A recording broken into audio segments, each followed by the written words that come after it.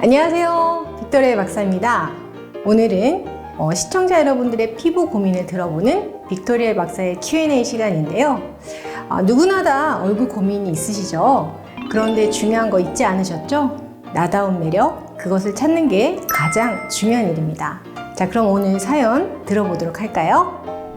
안녕하세요, 빅토리아 박사님. 이제 30대 중후반인데요. 나이 들수록 피부가 눈에 띄게 처지고 늘어나는 게 보여요. 아무리 관리해도 예전 같지는 않아서 속상해요. 거울 볼 때마다 자신감이 떨어지고요. 박사님, 어떻게 하면 좋을까요? 라고 사연 주셨네요. 여러분들 늘어진 거 고민이 되시죠?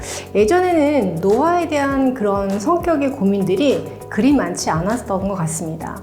그런데 요즘은 20대부터 이 저속노화라는 키워드가 나올 정도로 노화에 대해서 굉장히 관심이 많아지고 있습니다.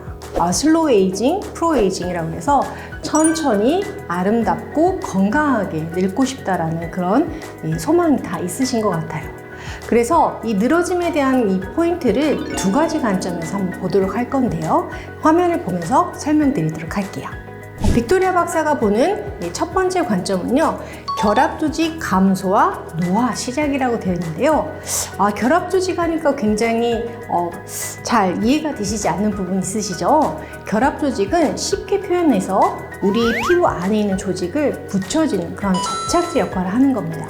콜라겐과 엘라스틴, 여러분 많이 들어보셨을 거예요. 그런 것들로 구성되어 있는 게 바로 결합 조직입니다.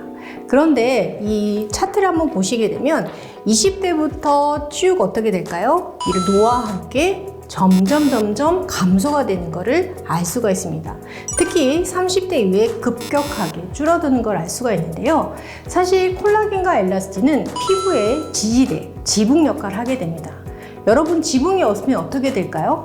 집이 무너지겠죠? 마찬가지로 콜라겐이 점점 감소가 되다 보니까 피부층이 무너지게 되면서 탄력이 떨어지게 됩니다. 그리고 나이가 들면 어떻게 되냐? 20대가 골격이 완성되는 시기라면 그 후부터는 뼈도 그렇고 지방도 그렇고 이렇게 빠지게 되는 거죠. 그러면 그런 공간들이 없어지게 되고 또 지방은 불필요한 곳에 쌓이게 되면 어떻게 될까요? 심부골이라든지 눈두덩이 이런 쌓이는 그런 형태로 나타나서 얼굴이 예쁘지 않겠죠. 그래서 콜라겐과 엘라스틴을 어떻게 하면 조금 더 천천히 더디게 할까? 그리고 아니면 그것들을 조금 더 쌓아줄까라는 그런 포인트에서 이 노화의 늘어짐을 찾아볼 수가 있습니다. 그래서 이 콜라겐과 엘라스틴이 들어있는 이 영양제를 먹는다든지 아니면 화장품을 바른다든지 여러 가지로 요즘은 다양한 시술도 나와 있기 때문에 그런 포인트 관점에서 피부 관리나 얼굴 관리를 해보시면 좋을 것 같습니다. 자, 두 번째 빅토리아 박사가 보는 관점인데요. 얼굴층과 두피층에 연결되어 있다. 이건 어떤 이야기일까요? 사실 노화라는 관점은 사실 중력의 영향을 받아서 무너진다라는 뜻하고 똑같다고 보시면 됩니다. 또 피부 조직이나 아까 말씀드렸던 결합 조직이 섬유화되면서 딱딱해지면서 나타나는 울퉁불퉁한 현상들이라고 표현할 수가 있는 거죠. 그런데 예전에도 제가 한번 설명을 드렸지만 얼굴은 어디랑 연결돼 있다고요? 맞습니다. 두피랑 연결돼 있습니다. 두피층이 근막이라고 하는 얇은 막이 5개 층이 있는데요. 그 중에 세 번째 층을 모상근막이라고 합니다. 그런데 그게 어디랑 연관되어 있을까요? 얼굴의 근막, 스마스층과 연결이 되어 있습니다.